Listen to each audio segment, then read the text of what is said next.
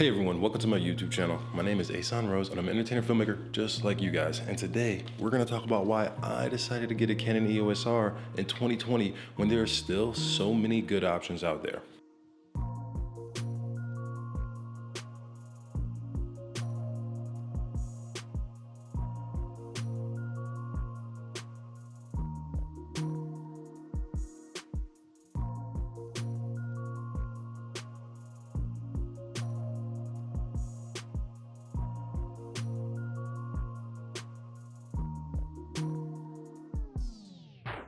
First off, let's talk about the Canon EOS R specs wise. It's got 30 megapixel camera, it's got a 4K full frame sensor. You cannot use full frame when you're shooting video. It is a 1.6 crop around there, so it is technically cropped. So let's get that out of the way, the negatives, all right? Overall, this camera is phenomenal. I really got this camera more as like a B cam and also as a main shooting A cam for photography, because I feel like the images that actually come out of this camera visually whenever you take photos is stellar.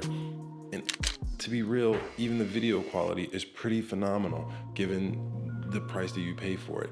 Yes, sure, it's not 4K 10-bit with internal blah blah blah, but you know what? It is a phenomenal camera and it gets the job done. I bought my camera used off Facebook Marketplace for $1,550. It was honestly a steal and I would never take it back. It's a great camera, and don't get me wrong, there are certain things in like the R5 that would really be beneficial, like the joystick thing. I do find it sometimes annoying that to use the R5 you have to swipe your hand across the screen. It works, it gets the job done, but it can be a bit annoying at times. So there are gives and takes with everything. But at the end of the day, I absolutely love the EOS R. And if you are in the market to purchase a camera and are thinking about the EOS R and you're like, I don't know, honestly, it's a great camera. The newest option that will come out that I would possibly suggest over the R if you were thinking about getting a camera for photography would be the R6. It's only 20 megapixels, but 20 megapixels is more than enough right now. It's a phenomenal little camera, and I bet it will get you through just like this one will. I actually really like the low light in this camera paired with the right lens. I have a 35 1.8 lens with this camera, so it ends up working out pretty well even in low light scenarios.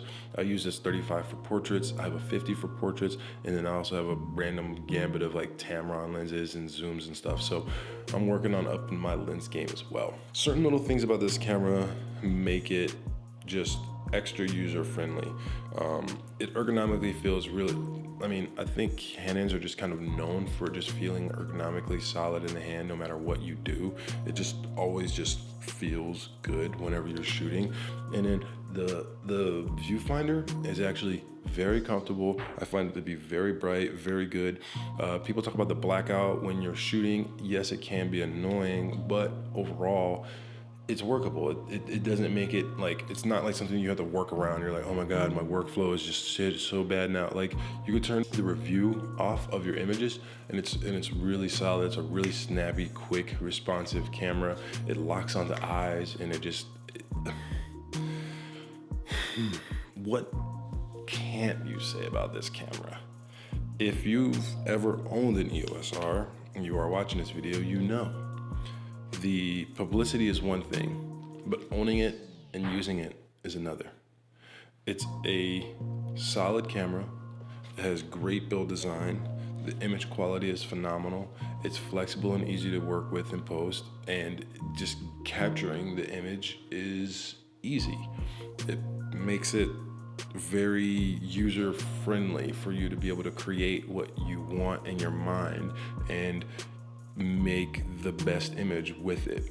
So with that being said, when it comes to the Canon EOS R and when it comes to it being a viable camera in 2020 and why I purchased it, I think that this camera is a great overall photography camera, stills camera, and it's a good hybrid camera if you want to do vlogging. And honestly, it just kind of has everything you need just to get it done. And that's what I like about it the most. It's in a way, kind of like the Canon 6D in the sense that it's, even though it's mirrorless, it's no frills. Like, it has a lot of bells and whistles, it has a lot of crazy stuff, but once you see all the new cameras coming out and all the wild stuff that those have, this seems very simple.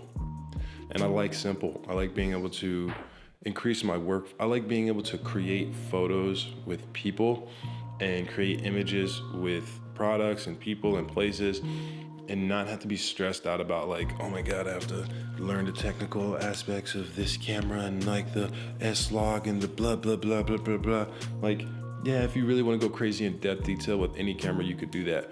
But at the end of the day, the one thing I like about Canon is they make it easy to not have to know that, to be creative and capture a great image. And if you're asking me a good recommendation, Canon EOS R for the win. Thanks for tuning in, guys. You have a great day. Keep on shooting.